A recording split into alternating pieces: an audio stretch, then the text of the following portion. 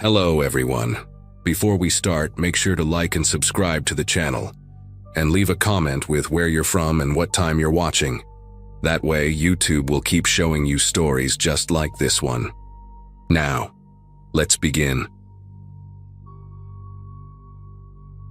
The night that changed everything started like any other Saturday in October 2019.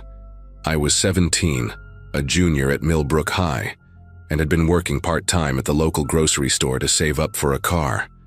Life was pretty routine: school, work, hanging out with friends on weekends. That particular Saturday, our sleepy little town was buzzing with excitement because a traveling carnival had set up in the old parking lot behind the abandoned Sears. These carnivals always brought a certain energy with them: the flashing lights, the screaming from the rides, the smell of cotton candy and popcorn that seemed to cling to everything. I'd been planning to go with my three closest friends: Ashley, who lived 2 houses down from me, Kevin from my math class, and Tyler, who I'd known since elementary school. We'd all chipped in our tip money and allowances, and our parents had actually agreed to let us stay out until midnight for once. The carnival was absolutely packed when we arrived around 8 p.m. Families with little kids were starting to head home, but teenagers and young adults were just getting warmed up. The atmosphere was electric: carnival workers shouting over the noise of spinning rides, kids screaming with delight, and that constant background hum of generators powering everything. We spent the first hour hitting all the rides, trying to win stuffed animals at the game booths, and basically acting like the carefree teenagers we were. Ashley kept insisting we save the haunted house for last because she wanted to work up the courage, while Kevin was already bragging about how nothing scared him. Tyler was somewhere in between, excited but trying to play it cool. The haunted house itself was this massive black structure that took up almost a quarter of the carnival space, with fake fog rolling out from under the entrance and recorded screams echoing from inside. There was a line of about 20 people waiting to go in, and the anticipation was building with each group that disappeared into the darkness. When our turn finally came, the ticket booth guy, this scrawny dude with missing teeth and carnival tats covering his arms, gave us the usual spiel about no touching the actors, stay with your group, and follow the path. He had this raspy voice that made everything sound more ominous than it probably was. The entrance was designed to mess with your head right from the start.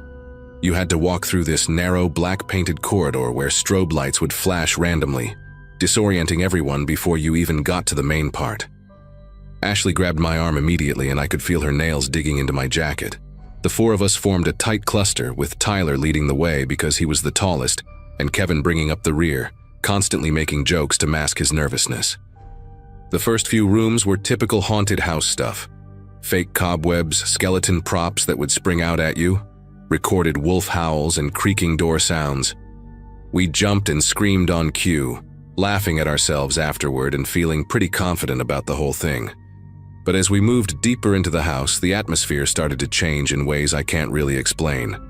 The rooms became more elaborate, more realistic, and the scares were more sophisticated. Instead of just jump scares, there were these psychological elements that made you question what was real and what wasn't. In one room, there was this actor dressed as a Victorian-era butler who would follow groups around, never speaking, just watching with these intense eyes that seemed to track your every movement. In another, there was a little girl in a white dress who would whisper nursery rhymes just loud enough for you to hear. But when you turned to look directly at her, she'd disappear into the shadows. The temperature seemed to drop with each room, and the air got thicker, more oppressive. What really got to me was how the actors seemed to study us, like they were picking up on who was most scared, who was trying to act tough, who was genuinely enjoying themselves. It was around the 7th or 8th room that I started to notice something strange about the layout.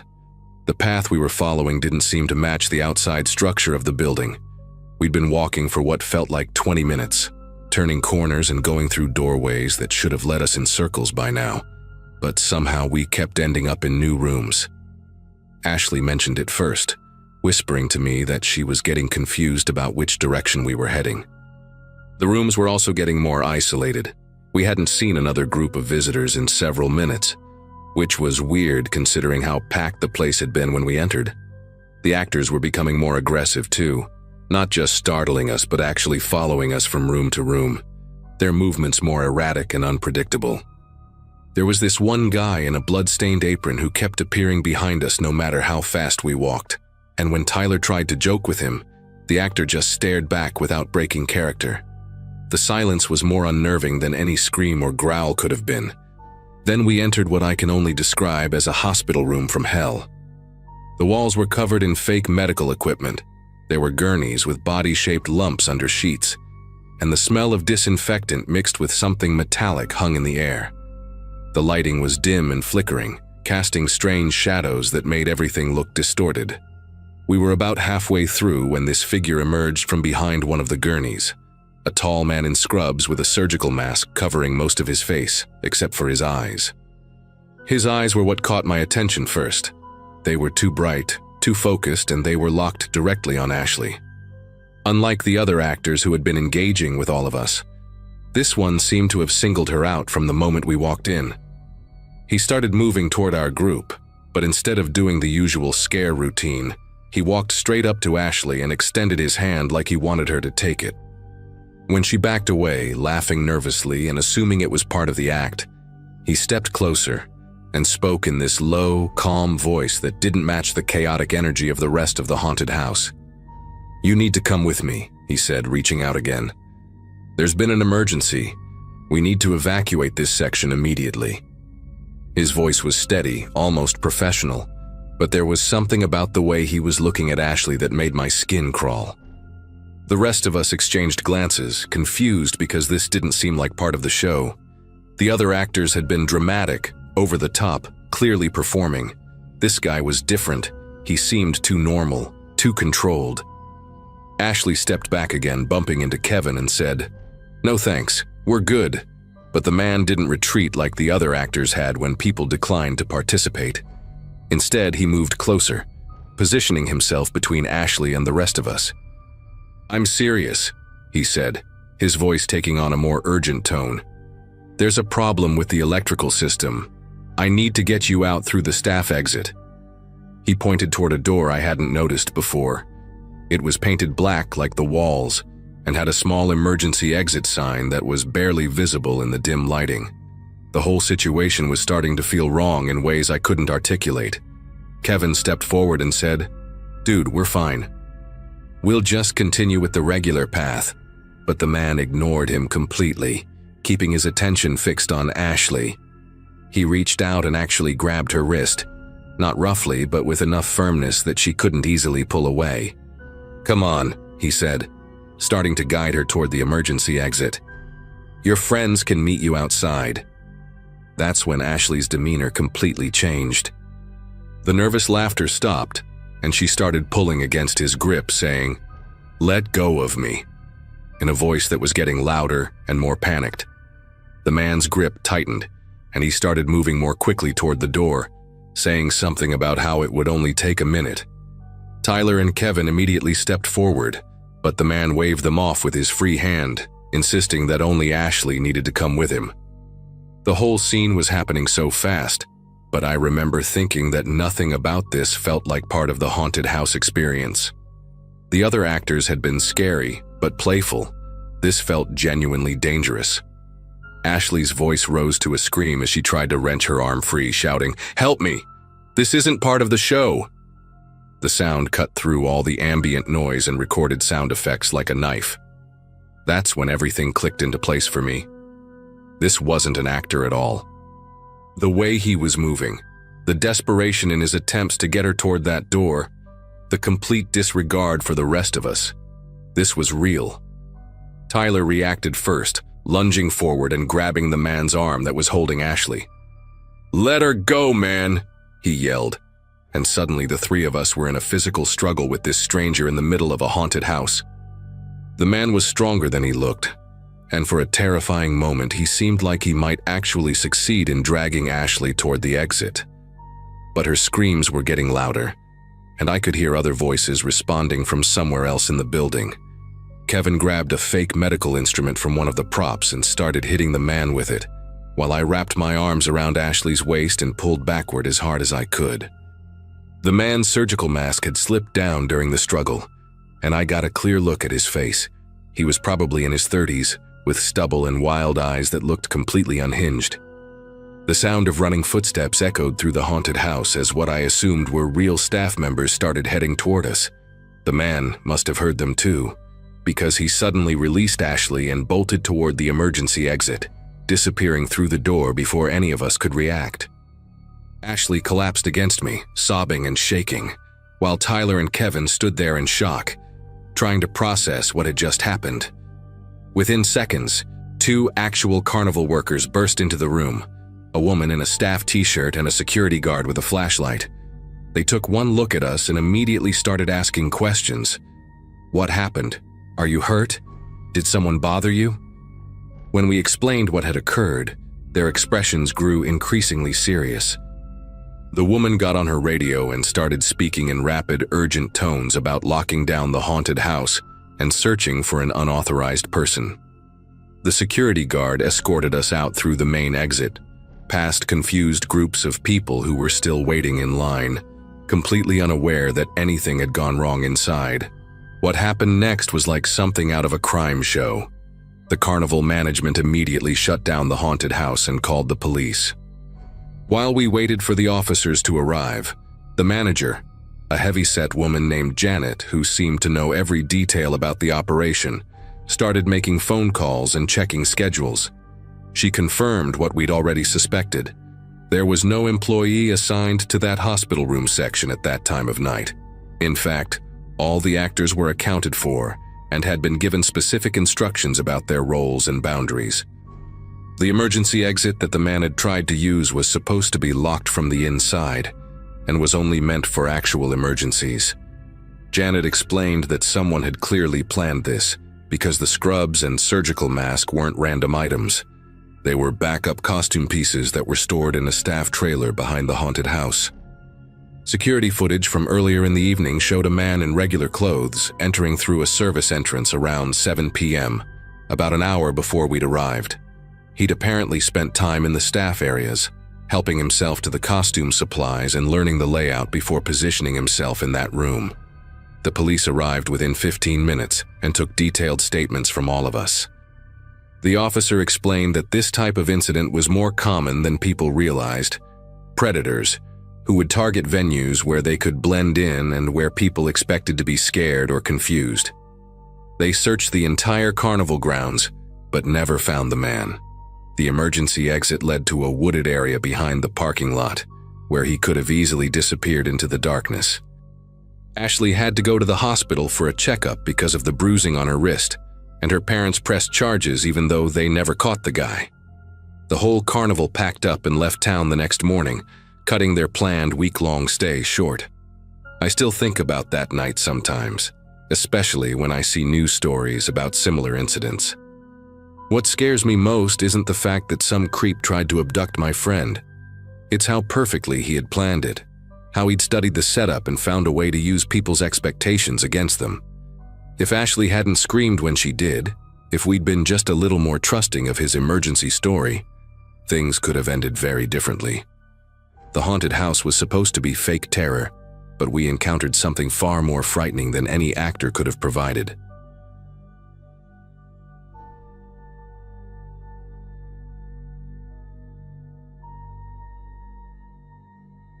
My security job with traveling carnivals across the Midwest brought me to Columbus that August, and what happened there still haunts me. 6 years into this gig after leaving the Army, I'd gotten used to the routine, breaking up drunk teenagers, finding lost kids, keeping the peace between vendors. The pay wasn't much, but it kept me moving, which suited my restless nature perfectly. At 28 and single, I preferred the nomadic lifestyle over being stuck in some office cubicle. That week we'd set up at the Franklin County Fairgrounds, and the atmosphere felt electric with summer energy. Families streamed through the gates, kids clutching cotton candy and dragging their parents toward the rides. The carnival folks seemed upbeat, everyone falling into their familiar rhythms. After 6 years of this, I knew most of the regular vendors by name, understood their quirks, their territorial habits, the unspoken rules that kept everything running smoothly. The Hendersons were probably the sweetest couple in our traveling circus. Harold was this gentle giant with weathered hands that could craft the most intricate wooden toys, while his wife Marge made quilts that looked like they belonged in a museum. They'd been following the carnival circuit for almost 15 years, always setting up their little booth in the same general area, third row from the main walkway, right between the ring toss and the funnel cake stand.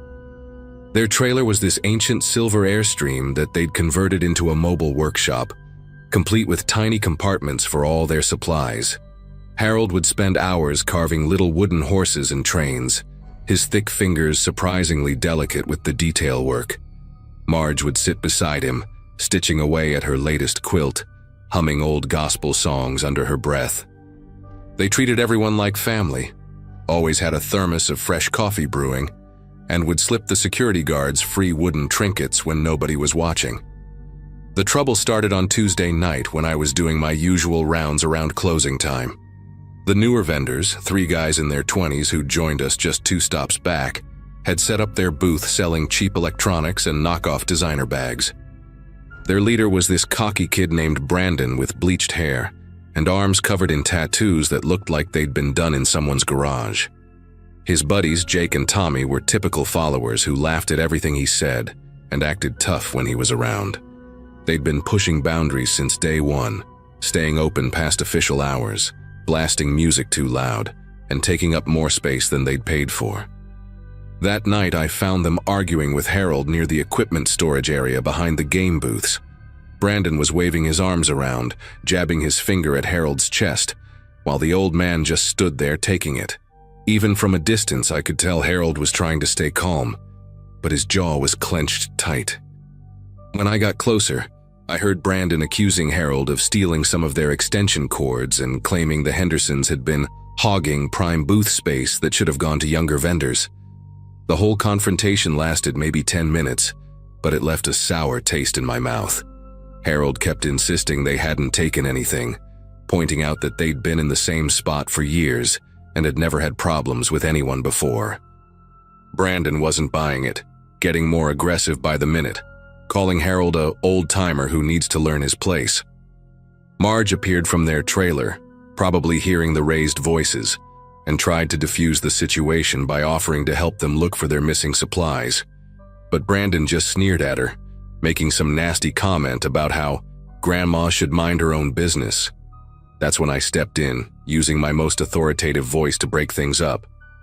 I told everyone to head back to their respective areas and deal with any supply issues in the morning through proper channels.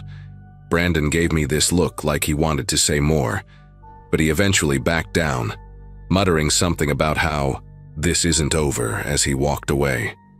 Harold thanked me quietly, but I could see the worry in his eyes. Marge was clutching his arm, and both of them looked shaken in a way that made my chest tighten with concern. Wednesday morning came with an unusual stillness that made the hair on my arms stand up. I arrived at the fairgrounds around 7 a.m. like always, expecting to find the usual pre-opening bustle of vendors setting up their displays and testing their equipment. Instead, I found chaos. The Hendersons' booth space was completely empty, not just closed but stripped bare like they'd never been there at all. Their wooden display cases were gone. The hand-painted signs Marge had made were missing. Even the little wind chimes Harold had hung from the booth's corner were nowhere to be found. What really got to me was the deliberate nature of it all. Their electrical hookups had been disconnected and coiled neatly on the ground. Their water spigot was turned off, and someone had even swept the area clean of sawdust and fabric scraps. It was like they'd been erased from existence. The other vendors were standing around in small groups, whispering to each other and glancing nervously at the empty space. When I asked around, nobody seemed to know where the Hendersons had gone, but their body language told a different story. The carnival manager, a gruff man named Pete who'd been running shows for 30 years, claimed the Hendersons had decided to take a break and left during the night. But Pete wouldn't meet my eyes when he said it, kept fidgeting with his clipboard and changing the subject whenever I pressed for details. The other longtime vendors, people who'd known Harold and Marge for years, suddenly became very interested in their merchandise displays whenever I approached. There was this heavy atmosphere of fear hanging over everyone, like they were all waiting for something terrible to happen. Around noon, I decided to drive over to the KOA campground where most of the carnival folks parked their trailers and RVs. The Henderson's silver Airstream wasn't in its usual spot, but the ground showed clear tire tracks in the gravel, and there were some scattered wood shavings that looked fresh. A camp host mentioned seeing their trailer being towed out around 4 a.m. by a dark pickup truck, but couldn't give me any more details. The whole thing felt wrong, like pieces of a puzzle that didn't want to fit together. Thursday morning brought the kind of news that makes your world tilt sideways. I was grabbing coffee at a gas station about 15 miles outside Columbus when I overheard two truckers talking about a trailer fire that had happened overnight. One of them mentioned seeing a burned-out Airstream in the parking lot of a Shell station on Route 33, and my heart started hammering against my ribs. I abandoned my coffee and drove straight there, hoping against hope that it wasn't what I thought it was. But as soon as I pulled into that parking lot, I knew. The twisted metal skeleton that remained was definitely the Hendersons' trailer. I could tell from the distinctive curved windows and the little decorative awning that had somehow survived the flames. The local fire department was still on scene, and a detective was taking photos of the wreckage. What made my knees weak was seeing the crime scene tape wrapped around the area, and paramedics loading what looked like a stretcher into an ambulance. The smell of burned plastic and something else, something organic and terrible, hung in the air like a curse.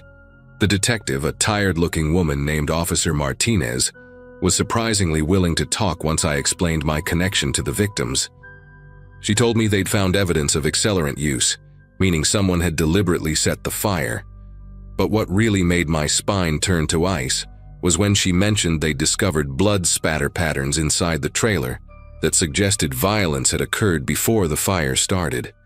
The blood was concentrated near what would have been the sleeping area, and there were signs of a struggle: overturned furniture, broken glass, defensive wounds on the victims. Martinez said they were treating it as a double homicide, and that the bodies had been so badly burned that identification would take days. She asked me about any recent conflicts or threats the Hendersons might have faced, and I told her everything about the argument with Brandon and his crew. Her expression grew darker with each detail I shared, and she scribbled notes furiously in her little pad. When I finished, she looked up at me with the kind of expression cops get when they know they're dealing with something bigger than a simple crime. When I got back to the fairgrounds that evening, the atmosphere had shifted into something almost supernatural. The other vendors moved around like ghosts, avoiding eye contact and speaking in hushed tones. Brandon and his crew were still there, running their booth like nothing had happened, but there was something different about them now.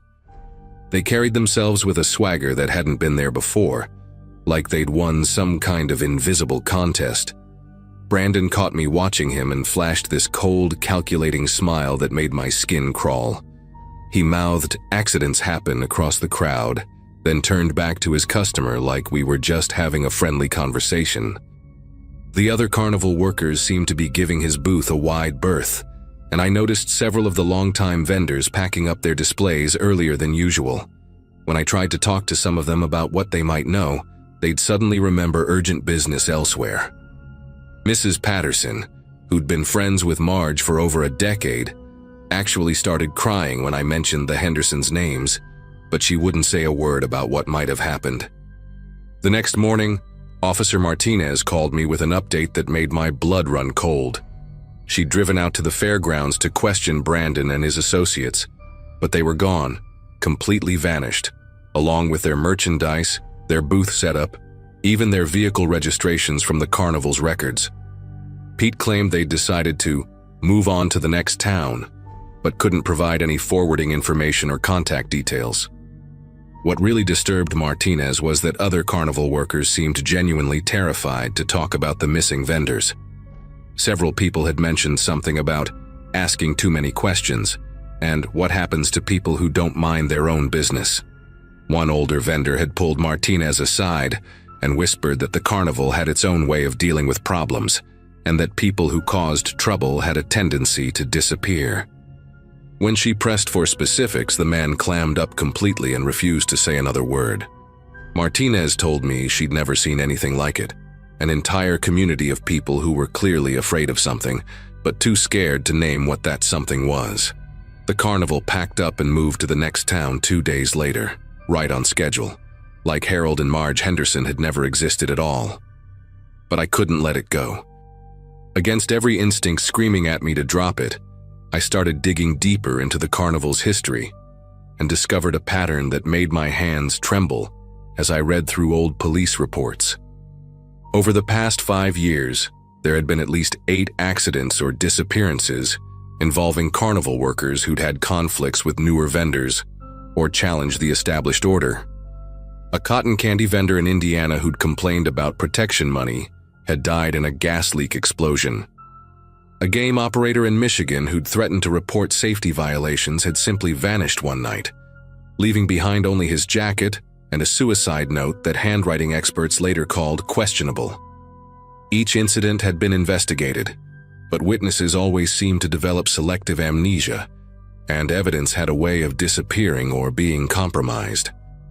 The more I researched, the more I realized that what I'd witnessed wasn't just a random act of violence. It was part of a systematic campaign of intimidation designed to keep carnival workers in line. The investigation into the Hendersons' murder eventually went cold, officially classified as an unsolved homicide with no viable suspects. Officer Martinez was transferred to another precinct shortly after, and the new detective assigned to the case seemed more interested in closing it than solving it. I quit the carnival circuit 3 weeks later, unable to stomach the sight of those empty-eyed vendors who knew exactly what had happened but would never speak up. The nightmares started around that time. Dreams where I could hear Marge's voice calling for help while flames consumed everything around her. I tried to contact other former carnival workers, hoping someone would finally break their silence, but most of them had disappeared into new lives or simply refused to talk. The few who did respond gave me the same chilling advice. Some questions are better left unasked, and some truths are too dangerous to know. I moved back to my hometown, got a job at a local factory, and tried to forget everything I'd learned about the dark underbelly of America's traveling entertainment industry. But every time I see a carnival setting up in a parking lot, I think about Harold and Marge, and I wonder how many other people have discovered that asking too many questions can be a death sentence.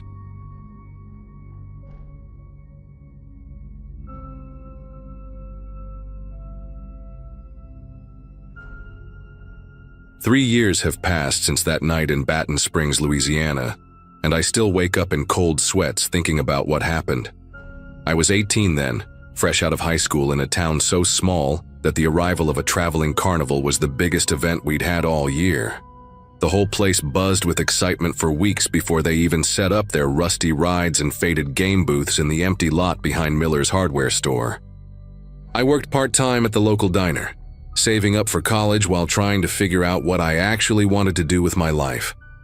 Most nights after my shift, I'd hang out with my 2 best friends, Connor and Ethan, driving around in Connor's beat-up Ford pickup, complaining about how boring our lives were. We'd been tight since 7th grade, the kind of friendship where you don't even need to talk sometimes. Just cruising down those dark country roads with the radio playing was enough. Connor was the talker of our group, this tall, freckled guy who could charm his way out of detention or convince a teacher to give him an extension on any paper.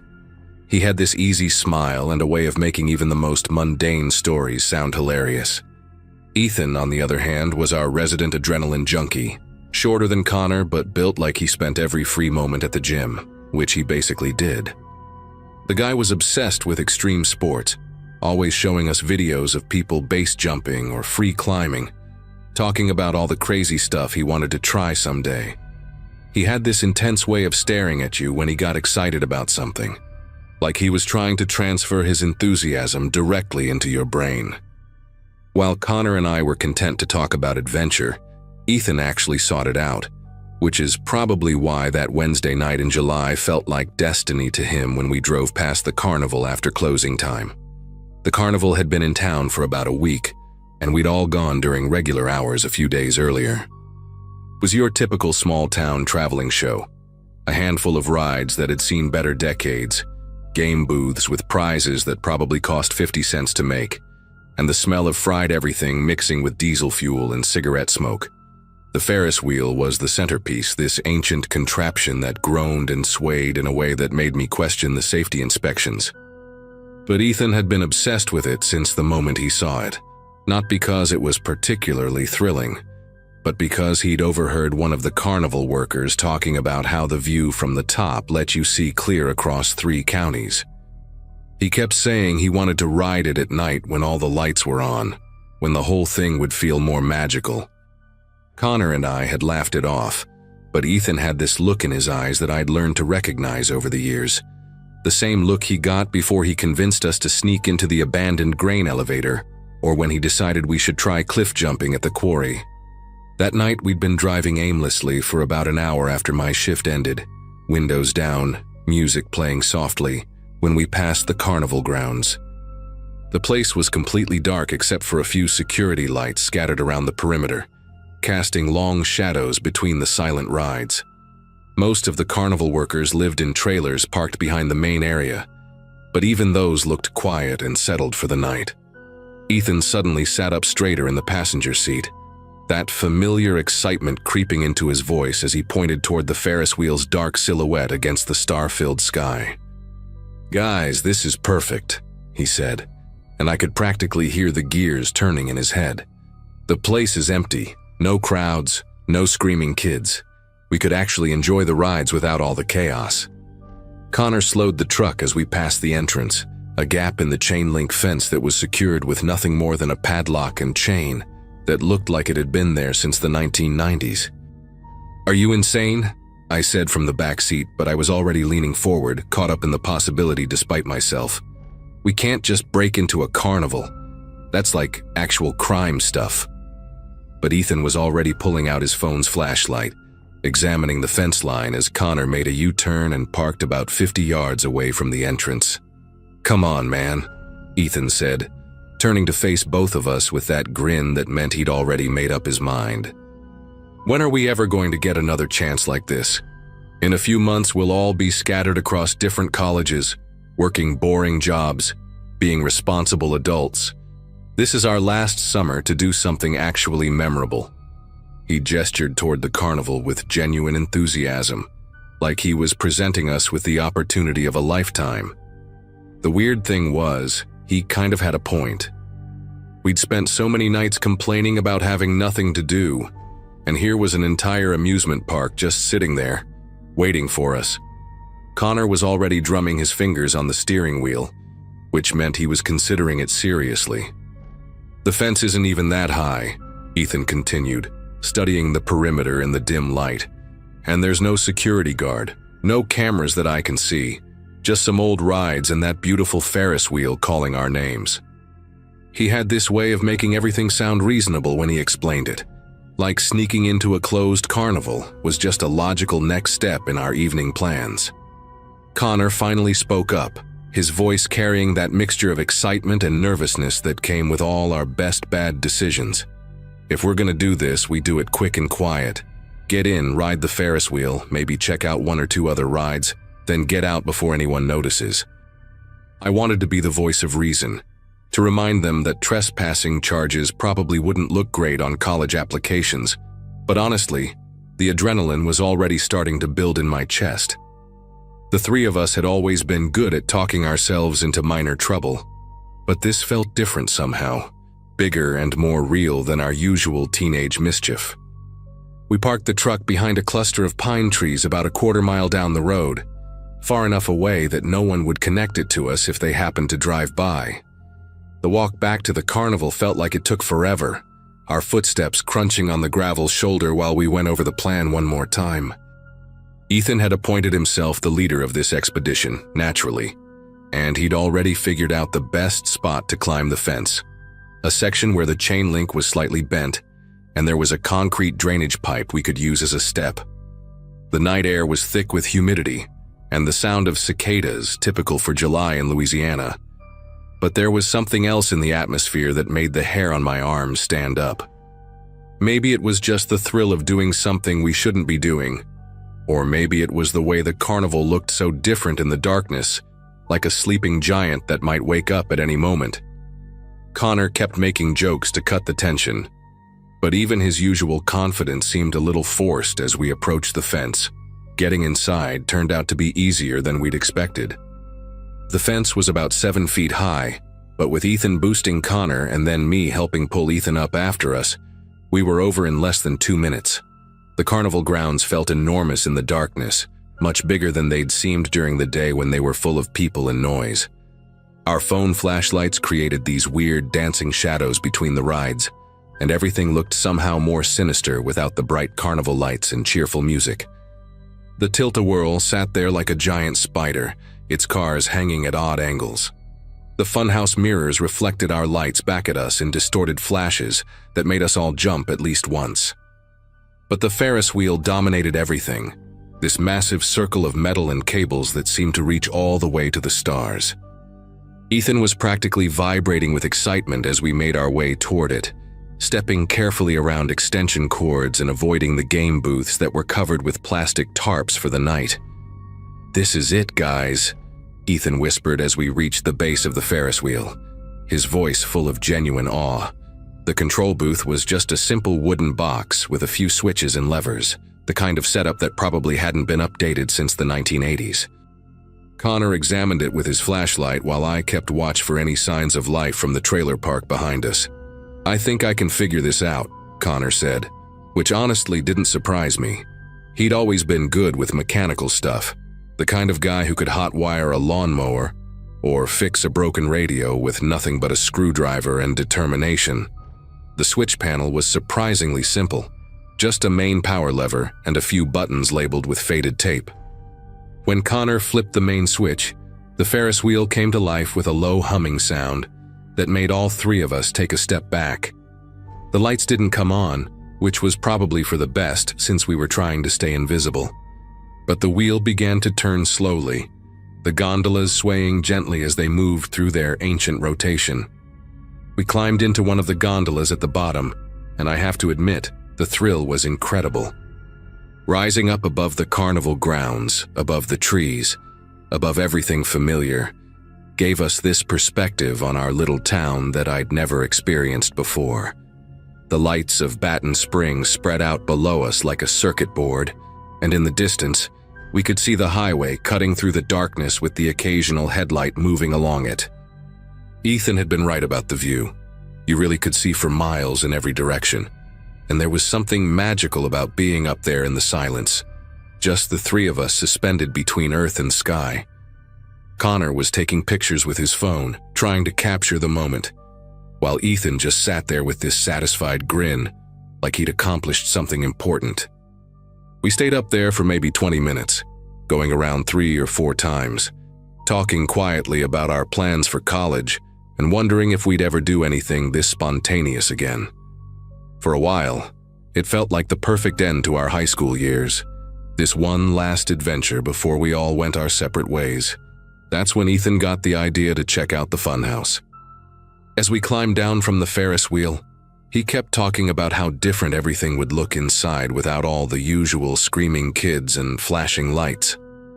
"Just imagine," he said, "having the whole place to ourselves, really being able to appreciate the craftsmanship of those old carnival scares."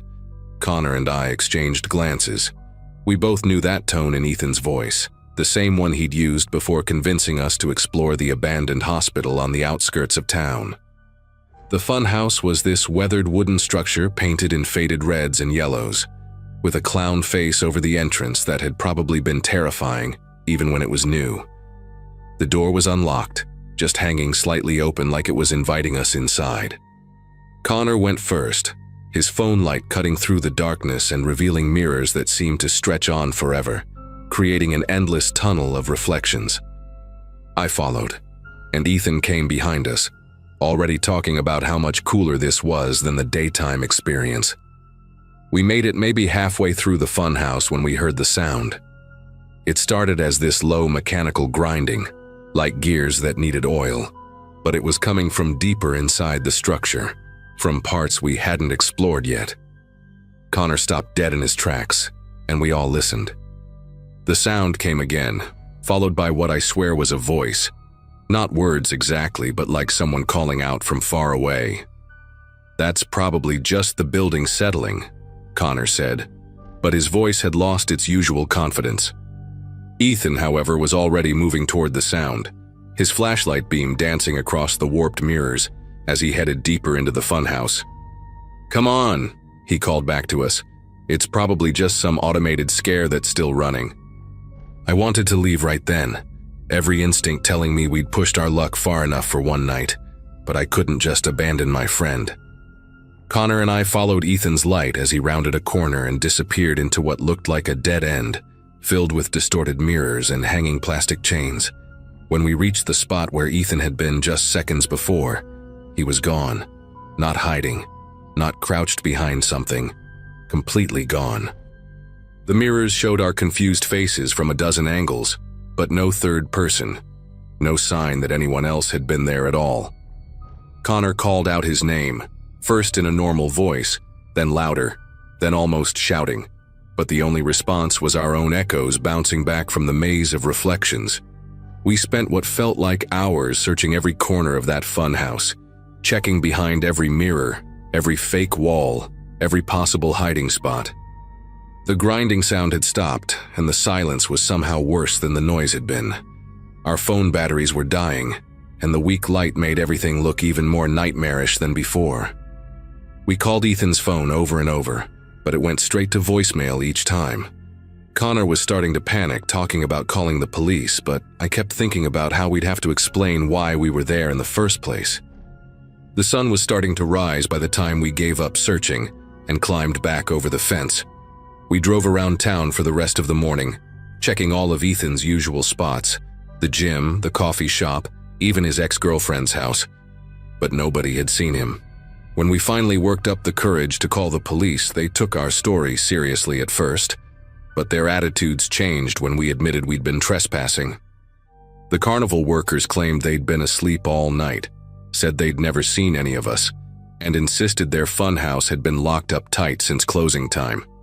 The police searched the entire carnival twice, even brought in dogs, but found nothing. 3 days later, they discovered Ethan's phone wedged under the seat of the carousel, a ride we'd never even gone near. The screen was cracked, the battery dead, but when they managed to charge it, the last text message was one he'd sent to his mom at 9:47 p.m., more than 2 hours before we'd even entered the carnival grounds. The traveling show packed up and left that same afternoon, just like they'd planned, and nobody ever saw Ethan again.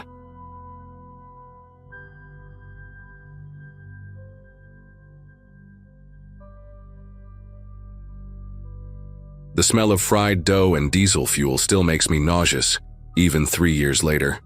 I was working security for Brightwood Carnival when it happened, one of those traveling shows that sets up in mall parking lots for a week before moving on. Thursday afternoon, around 4 p.m., we were doing final prep before opening night. I'd been with the company for 6 years, knew every ride operator, every game booth worker, even recognized most of the regular families who followed us from town to town.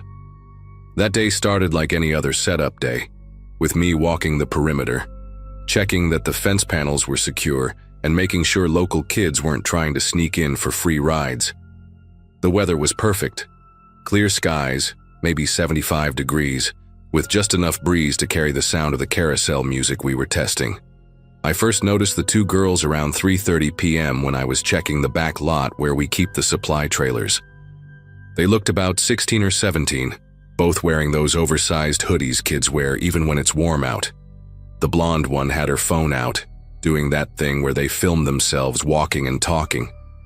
The other girl, with dark curly hair pulled into a messy bun, kept laughing and pushing her friend playfully. They were staying just outside our fence line, so technically they weren't trespassing.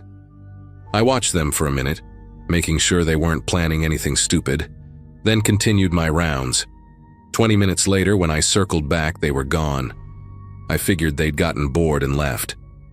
Looking back now, I should have paid more attention to which direction they'd headed. Around 5 p.m., my walkie crackled with static. It was Rodney from the front gate asking if I could check Trailer 7, said he thought he heard banging coming from inside when he walked past. Trailer 7 was our main storage unit, a 40-footer we used for extra decorations, backup prizes, and seasonal props. The thing was ancient, probably from the early 90s, with rust eating through the corners and a door that needed a good shoulder shove to open properly. As I headed over there, I noticed something odd. There were fresh footprints in the dirt leading around the back of the trailer where we never really had reason to go. 2 sets of prints, both small, like from sneakers. The chain on the door was hanging loose, which wasn't right. I'd personally checked all the storage units that morning and everything had been locked up tight. The banging had stopped by the time I reached the trailer. I stood there for maybe 30 seconds just listening. Nothing but the distant sound of the Ferris wheel being tested and some crows arguing in the trees nearby. I pulled the door open. It groaned like it always did, and peered inside. The trailer was packed with the usual junk. Boxes of stuffed animals, rolled up canvas signs, those giant fiberglass clown heads we use for the funhouse. Everything looked normal at first glance, but there was this smell, something sharp and chemical, like fresh paint mixed with something else I couldn't quite place. And the air felt wrong, too still, like when you walk into a room where people just stop talking. I called out, asking if anyone was in there. No response. I should have gone in right then to check properly, but Frank was yelling over the walkie about needing help with a hydraulic leak on the tilt-a-whirl. I locked the trailer back up and headed to help Frank, but that uneasy feeling stayed with me. Around 6:30, just as we were about to open the gates to the public, I heard it, my phone ringing with a 911 transfer. That's when everything went sideways. The dispatcher's voice was all business, saying they'd received a call from 2 teenage girls claiming to be trapped inside a trailer at our location. The girl who called was whispering, barely audible, saying someone was outside, dragging something metal along the trailer walls. The dispatcher said the call had cut off abruptly, but they'd traced it to our coordinates. My chest got tight. I immediately thought of those 2 girls I'd seen earlier, the footprints by Trailer 7. I told the dispatcher I was heading there now and sprinted across the lot, my keys jangling against my hip with every step. This time I didn't hesitate. I yanked the chain off and threw the door open wide, yelling that security was here, that everything was going to be okay. The late afternoon sun cut through the darkness inside, illuminating dust particles floating in the air. I stepped inside, pushing past the first row of boxes, calling out for the girls. The trailer seemed bigger than usual, like it stretched on forever into the shadows. I found the first sign something was really wrong about halfway in, a purple phone case decorated with holographic stickers, lying on the floor between 2 stacks of prize boxes. Next to it, fresh scratches in the dirty floor, like someone had been dragged, or like they'd been trying to claw their way toward the door. The chemical smell was stronger here, mixed with something else now. Perfume, the fruity kind teenagers wear. But the girls were nowhere. Just that phone case, and those scratches and a single white sneaker wedged behind a crate of carousel horses. The police arrived within minutes, 3 patrol cars and an unmarked detective's vehicle. They cleared everyone out of the back lot and started processing the scene. I gave my statement maybe 4 or 5 times, each officer asking the same questions in slightly different ways. Did I see anyone else near the trailer?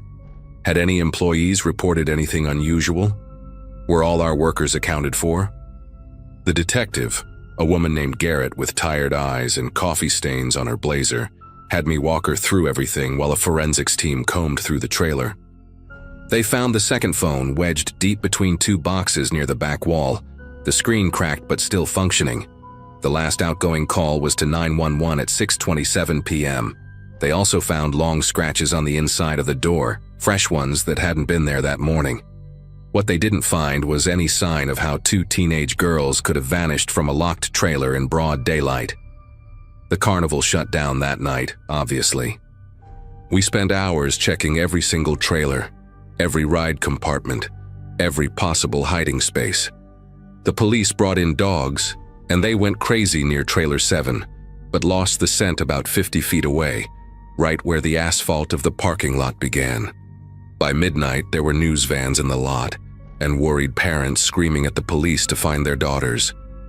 Turns out the girls were Mackenzie Reeves and Jordan Castellanos, both juniors at Westfield High. Good kids, according to everyone.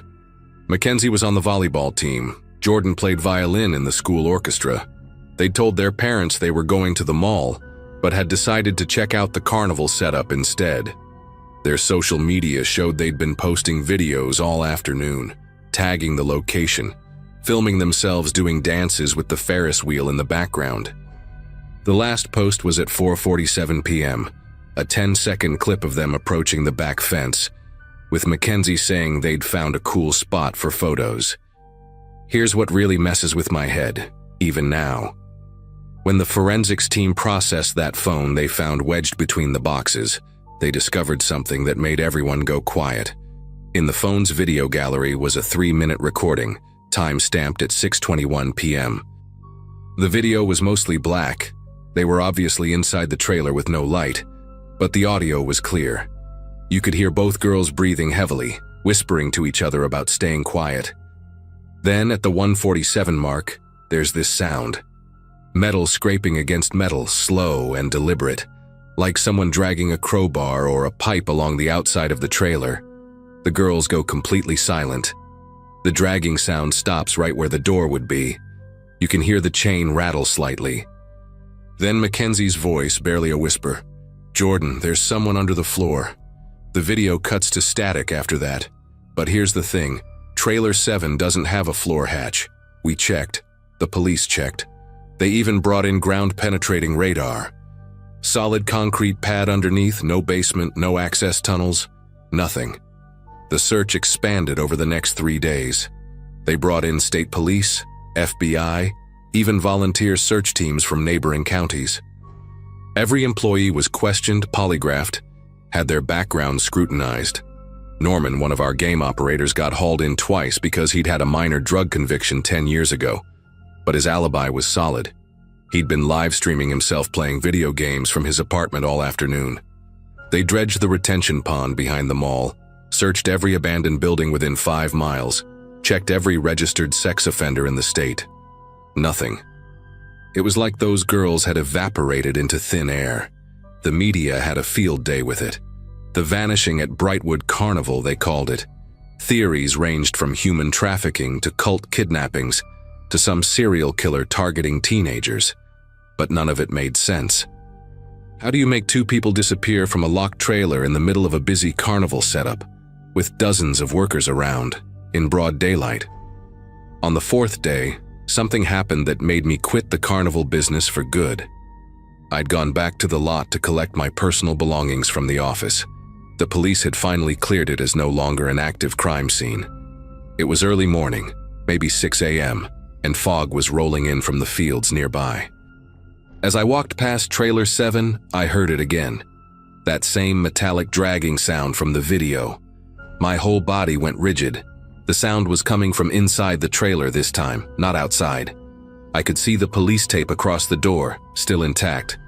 But that sound kept going, rhythmic and deliberate, like someone was dragging something heavy across the floor in there. I called 911 immediately, backing away from the trailer while keeping my eyes locked on that door. The sound stopped the moment I started talking to the dispatcher. When the police arrived and cut through their own tape to check inside, the trailer was exactly as they'd left it. Except for one thing. On the floor, in the dust, were 2 sets of fresh footprints leading from the door to the back wall. Teenage-sized footprints, but they only went one way. The case remains unsolved. Mackenzie Reeves and Jordan Castellanos are still listed as missing persons. Their families still hold vigils every year. The Brightwood Carnival retired Trailer 7. They said it was too old anyway, but I know the real reason. I work mall security now, steady hours, decent benefits, and no mysterious disappearances. But sometimes, on quiet nights when I'm doing my rounds, I think about that chemical smell, those scratches on the floor, and Mackenzie's terrified whisper about someone being under the floor. The FBI's final report suggested the girls had run away, possibly meeting someone online who helped them disappear. But they never explained the video, the sounds, or how two teenagers could vanish from a locked trailer without leaving any trace of where they went. I know what I heard that morning. Those girls didn't run away, something took them. And sometimes when it's very quiet, I wonder if they're still trying to find their way back, leaving footprints in places they shouldn't be able to reach, trapped somewhere between here and wherever that trailer really leads.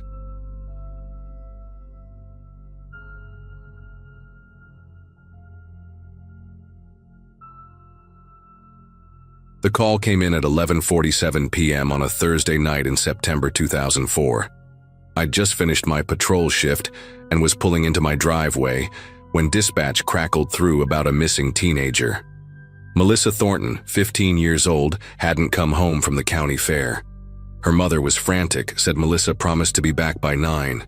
I remember sighing, thinking it was probably just another kid pushing curfew, maybe sneaking off with some boy. God, how wrong I was. I turned my cruiser around and headed back to the station, the radio chatter already picking up as more units got involved. Melissa was a good kid, straight-A student at Ridgemont High, played clarinet in the band. Her best friend Caitlin told us they'd gone to the fair together around 6 that evening with a group from school. They'd ridden the Ferris wheel, played some ring toss, shared a funnel cake, normal teenage stuff. But around 8:30, Caitlin said Melissa wanted to ride the Gravitron one more time before they left. Caitlin had already thrown up once from the spinning and decided to wait by the ticket booth. She watched Melissa hand her ticket to the operator, a guy with bleached tips in his hair and a faded Metallica shirt. That was the last time anyone saw her. The Gravitron operator's name was Ricky Sawyer, according to the Carnival's employment records. 28 years old, been with Lone Star Amusements for about 6 months. When we went to question him the next morning, his trailer was empty. Bed still made, clothes gone, truck gone. The carnival manager, a weathered old guy named Earl, said Ricky had worked the late shift, closing down the Gravitron around 11. Nobody saw him after that. Earl tried calling Ricky's cell, but it went straight to voicemail. The timing was too convenient to ignore. Girl goes missing from his ride and he vanishes the same night. We searched everywhere, the fairgrounds, the surrounding fields, even dragged the pond behind the old drive-in theater. 3 days later, a couple kids riding bikes found Melissa's purse in the drainage ditch that ran along the back of the carnival lot. Her wallet was still inside, along with her house keys and the friendship bracelet Caitlin had made her. But there was something else in there too, a folded piece of paper with a phone number written in pencil. When we ran the number, it belonged to a disconnected line from a motel 2 towns over. The motel had been closed for years. The sheriff decided to bring in the state police, but they didn't find much more than we did. Ricky Sawyer had no criminal record, no family that we could locate. His employment application with the carnival was mostly fake. Wrong social security number, previous addresses that didn't exist. The FBI even got involved briefly, ran his prints through their database. Nothing. The guy was a ghost. After 2 months with no leads, no sightings, no body, the case went cold. The official report labeled Melissa as a runaway, despite her mother's protests. Mrs. Thornton called the station every week for updates, and every week I had to tell her we had nothing new. The carnival came back the next year, and the year after that. Different operators for the rides. Earl had retired and some younger guy took over. People still went, still ate cotton candy and screamed on the roller coaster, but there was always this shadow hanging over it. Parents kept their kids closer, made them check in every hour.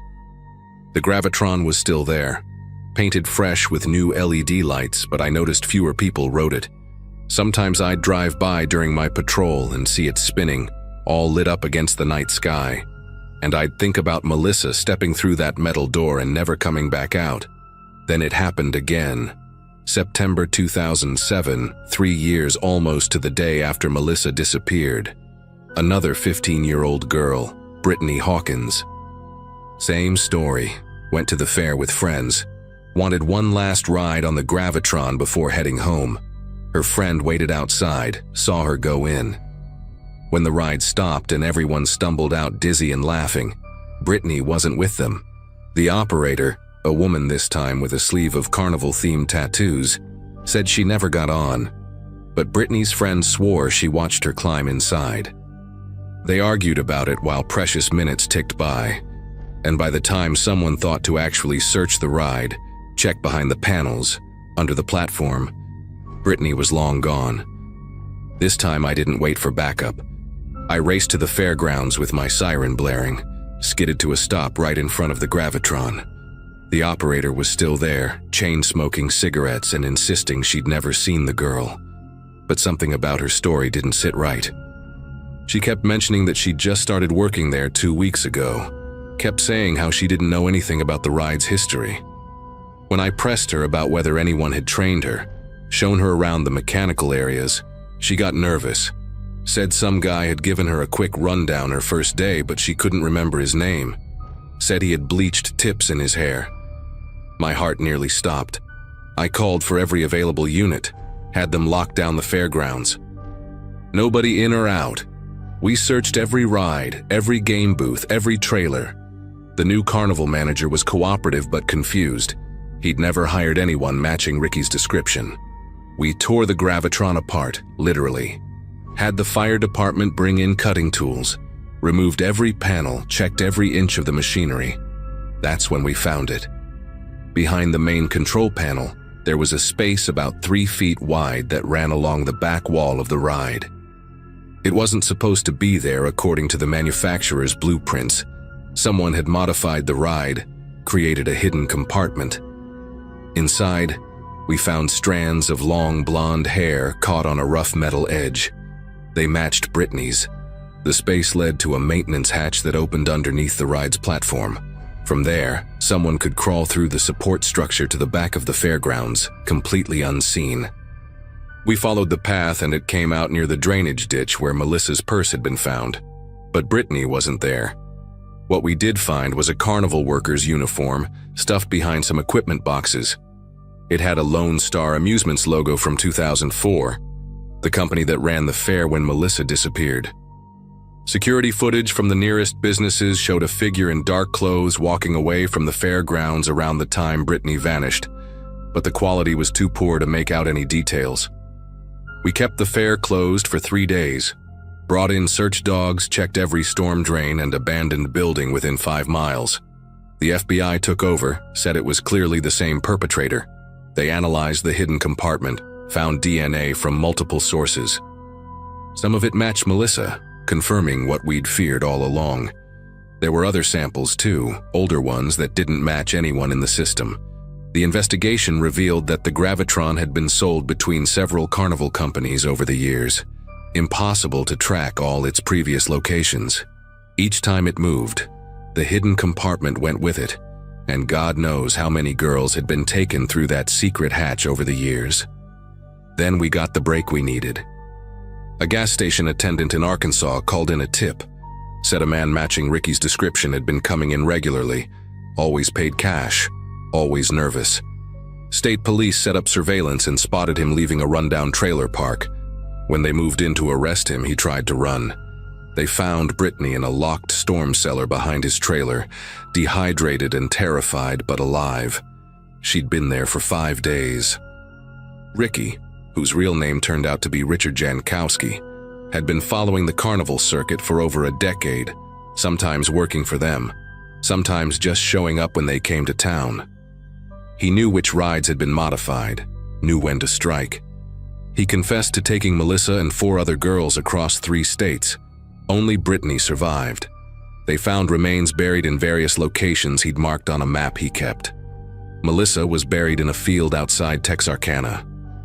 Her mother finally got to bring her daughter home.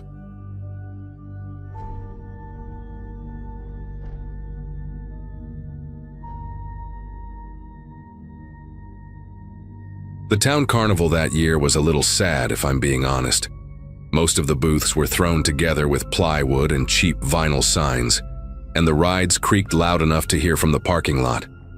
But for people like me and Claire, who didn't have much else going on, it was something. She had picked up a few evening shifts running the bottle toss booth, right near the edge of the lot, next to the cotton candy trailer that always smelled burnt. That Saturday night, I went over to help her close up. We were both seniors in high school, bored and looking for anything that felt like a break from routine. It was one of those nights where everything felt a little unreal, not in a magical way, more like we were moving through a set someone had forgotten to take down. The music had stopped, the lights were dimmed, and most of the workers had packed up or were hanging around the food trucks out back. Claire still had to pack the leftover prizes and pull down the tarp, so I offered to stick around. We laughed a lot while cleaning. She kept tossing rubber ducks at me like they were dodgeballs, and I kept trying to stack the oversized plush frogs in a pyramid. Dumb stuff, but it felt like our own private version of the fair. After we finished, we wandered a bit. There was this weird mirror tent a few booths over, all shut down with a thin chain looped around the entrance poles. Claire said she'd never actually gone in while it was open. The flap wasn't locked, so I pulled it back, and we stepped inside. It was almost pitch dark except for one emergency bulb flickering in the ceiling. The mirrors were warped in strange ways. Some stretched us tall, others compressed our faces. We stayed maybe 5 minutes, just long enough to take a few silly pictures with Claire's phone, and then leave because the air inside felt too warm and stale. On our way back to the booth to grab her backpack, we took a few more pictures. Goofy poses near the prize shelves, Claire sitting on the booth counter pretending to sell me an invisible soda. I didn't notice it at the time, but there was this tight silence settling over everything. No bugs chirping, no distant chatter, just the hollow echo of our own footsteps on gravel. We joked about being the last 2 people alive in the world, and Claire kept making dramatic zombie noises behind me while I tried to take a panoramic shot of the dark fairgrounds. We didn't feel scared. Not then. The next morning, we were at her place, scrolling through the photos while eating cereal straight from the box. We laughed at most of them, Claire making duck lips in front of the mirror tent, me holding a plastic sword like some dollar store knight. But then we hit one that made her pause. It was a blurry shot of me near the shelf of plush bears, and over my left shoulder, tucked between the edge of the booth and the cotton candy trailer, there was someone. At first we thought it was just a shadow, but when we zoomed in we saw a face. White paint smudged across the mouth, eyes ringed in dark circles. It looked like clown makeup, only not the kind made for kids' parties. More like it had been rubbed half off with a dirty towel. We scrolled to the next picture. He was closer, still half hidden but unmistakably the same man. We hadn't seen him. Neither of us remembered anyone near us that late. And yet there he was, showing up in 3 more photos, always moving in, just enough to be noticed if you knew where to look. By the last photo, he was standing near the mirror tent entrance, angled like he was watching us from the shadows. His posture wasn't aggressive. If anything, it was too still, too deliberate, like someone trying not to be seen but wanting to be caught on camera. Claire got real quiet. She locked her phone and sat back, like she didn't want to hold it anymore. I tried to play it down, said maybe it was a leftover prop from one of the haunted booths, or a carny